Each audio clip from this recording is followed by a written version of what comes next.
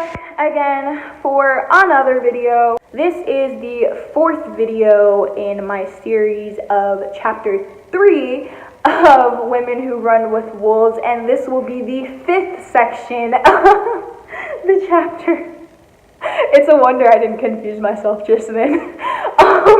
But yeah, I'm really enjoying putting out these videos, especially on a daily basis. I'm really enjoying making this.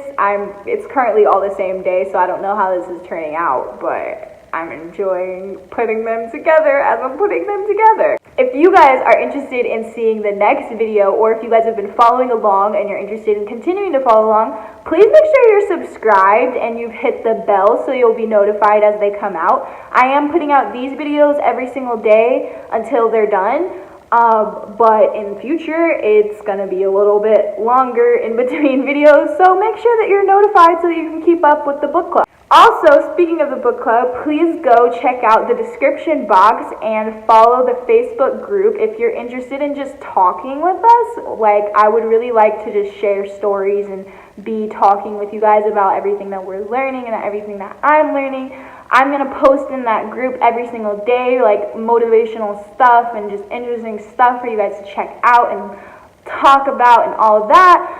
Also, check the description for my social media because I'll definitely be updating there as well about everything going on. Like this video if you are interested in this book, if you are interested in finding out more about finding your own intuition and how we can help the rest of the world do that as well.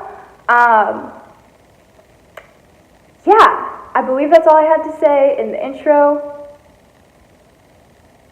Okay, moving into the actual book. The fifth task of the book is serving the non-rational. Staying with the hag, acclimating to the great wildish powers of the feminine psyche, coming to recognize her, your power, and the powers of inner purifications, unsoiling, sorting, nourishing, building energy and ideas. Washing the Yaga's clothes, cooking for her, cleaning her house, and sorting out the elements. So all of the tasks and chores that the Yaga actually taught to Vasilisa are actually tools that teach us in true life the model for how to be one's true self and also being able to care for the home of the wild feminine, which is our own souls. The book says to wash something is a timeless purification ritual. It not only means to purify, it also means, like baptism from the Latin baptiza, to drench, to permeate with a spiritual numen and mystery. In the tale, the washing is the first task. It means to make taut again that which has become slackened from the wearing. The clothing are like us, worn and worn until our ideas and values are slackened by the passing of time. The renewal and reviving takes place in the water, in the rediscovering of what we really hold to be true, what we really hold sacred. In archetypal symbolism, clothing represents persona. The first view the public gains of us. Persona is a kind of camouflage, which only lets others know what we wish them to know about us, and nothing more. But there is an older meaning to persona, one found in all the Mesoamerican rites, one well known to cantadores and healers. The persona is not simply a mask to hide behind, but rather a presence that eclipses the mundane personality. In this sense, persona or mask is a signal of rank, virtue, character, and authority. It is the outward significator, the outward display of mastery. By washing the Yaga's clothes, the initiate herself will see how the seams of persona are sewn, what patterns the gowns take. Soon, she herself will have some measure of these personae to place in her closet amidst others she has fashioned throughout her life. It is easy to imagine that the Yaga's marks of power and authority, her clothes, are made as she herself is fashioned psychologically, strong and enduring. To wash her laundry is a metaphor through which we learn to witness, examine, and take on this combination of qualities. We learn how to sort, mend, and renew the instinctive psyche through a purificatio, the washing of the fibers of being. This chapter, like in this section, seriously hits home to me so much. My boyfriend's mother. Like, she's someone who I very much so imagine myself to be like when I grow up, you know? And I feel like being around her is showing me so much about like how to present myself, and that's actually important, and not to hide myself, but be able to present myself truthfully based on who I am through all of my actions. What I've been thinking basically is that if I'm that type of woman, obviously I need to be that same type of way, and it's just been teaching me not to look at things as hiding, presenting yourself in a way that you know other people will be able to recognize what you're presenting. It's like making art.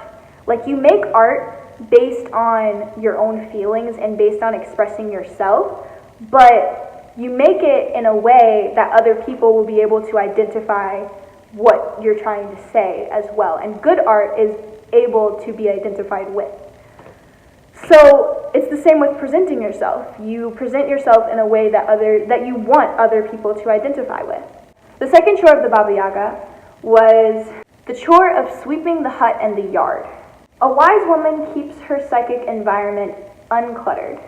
She accomplishes such by keeping a clear head, a clear place for work, working at completing her ideas and projects. For many women, this task requires that they clear out a time each day for contemplation, for a space to live in that is clearly their own, with paper, pens, paints, tools, conversations, time, freedoms that are for this work only. For many, psychoanalysis, contemplation, meditation, and the taking of solitude and other experiences of descent and transformation provide this special time and place for the work. Each woman has her own preferences in her own way. If this work can take place in Baba Yaga's hut, so much the better. Even near the hut is better than far away. In any event, though, one's wild life must be kept in order on a regular basis. It is not good enough to go to it for one day or for a few or for a year.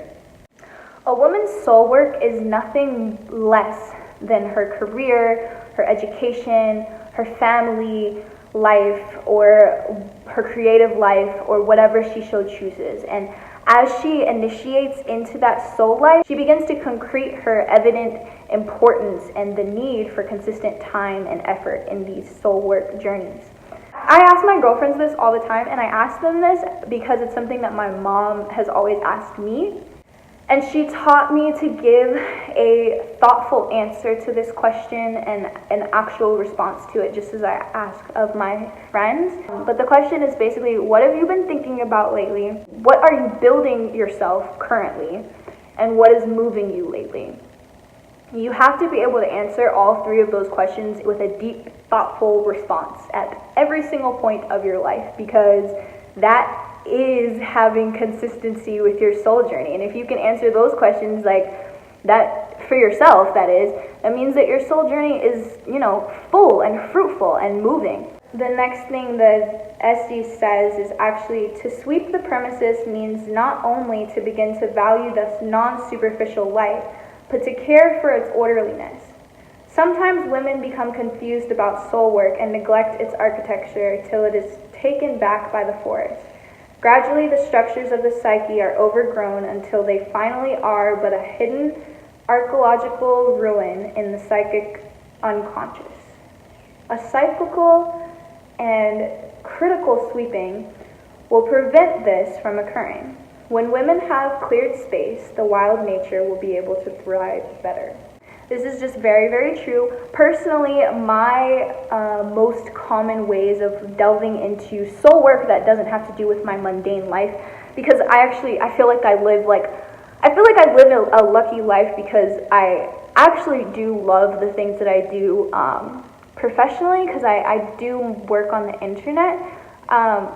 But I feel like the work that I do professionally is just honestly not like where my passion lies most of the time.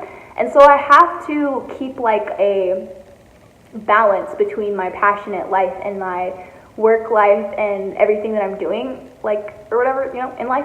And so, like, things like this right now, sitting down to film this YouTube video, doesn't make me any money or anything like that.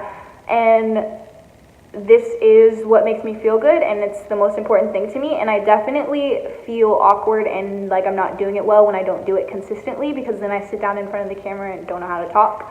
Or yoga, that's another thing. Like, obviously when I don't do it consistently, then I can't touch my toes, and that's not good. Or drawing, when I don't do it consistently, I can't draw a stick figure.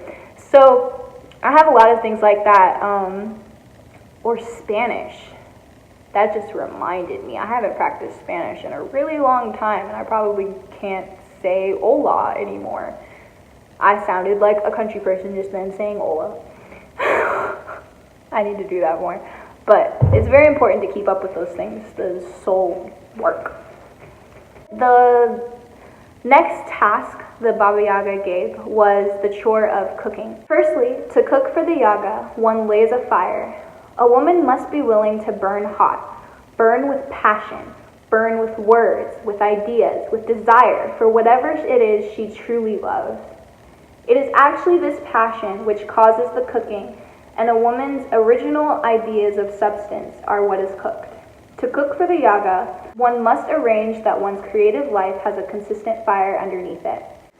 So, cooking is our passion, but if you think of it like the way that they presented it, you have to be consistent as you cook. You can't just let the pot boil over, and you also can't just let the fire keep burning or it's going to go out. You have to consistently add fuel and consistently stir. The second part says, the fire bears requires watching, for it is easy to let the flame go out. The Yaga must be fed. There's hell to pay if she goes hungry. So it is the cooking up of new and completely original things, of new directions, of commitments to one's art and work that continuously nourishes the wild soul. These same things nourish the old wild mother and give her sustenance in our psyches. Without the fire, our great ideas, our original thoughts, our yearnings and longings remained uncooked, and everyone is unfulfilled. On the other hand, anything we do which has fire will please her and nourish us all. Also, though, beyond the actual act of cooking, cooking also has to do with the delicacy of the ingredients and the taste of the food. The book says, additionally, she learns that the wild mother requires much nourishment in order to do her work. Baba Yaga cannot be put on a lettuce leaf and black coffee diet. If one wishes to be close to her, one has to realize that she has an appetite for certain things. If one is to have a relationship with the ancient feminine, one must cook up much. Through these chores, Baba Yaga teaches, and the Vasilisa learns not to cringe away from the big, the mighty, the cyclical, the unforeseen, the unexpected, the vast and grand scale, which is the size of nature, the odd, the strange, and the unusual. That is the end of today's video. I hope you guys enjoyed that section. Next, I'll be moving on to section 6 in the next video. If you guys are enjoying this, make sure you have subscribed and hit the bell so you guys can be notified the next time that the videos come out. Make sure you follow me on my social media. I also notify you guys there. And also join the Facebook group so we can share stories and start talking about this stuff. I'm really excited to start making friends with you guys and talking about it. I'm really excited about that. I love you so much. Thank you so much for watching my video. Bye.